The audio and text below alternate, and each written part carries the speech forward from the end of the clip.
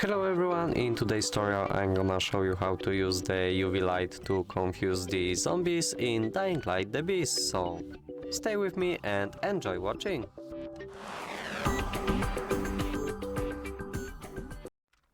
The UV is very important in Dying Light, and to do it we have to at first hold the number button and choose the UV flashlight. Now if you press the one numeric button, then you will be able to choose these usable items such as a grenade, throwing knives or flashlight.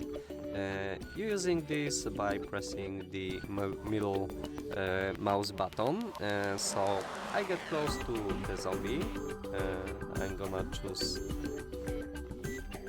any of these zombies, for example this one, and then I hold the middle button. As you can see, the UV light is working and the zombie is confused, but as you can see, my flashlight now is recharging, so you won't just use it for a long time, it works for a short time. I'm gonna show you one more time. I'm gonna get close to some zombies, then just hold my mouse button, and then I'm able to confuse zombies and make them suffer. That would be all for this video. Hope you like it. Leave a comment and subscribe to our YouTube channels. Goodbye.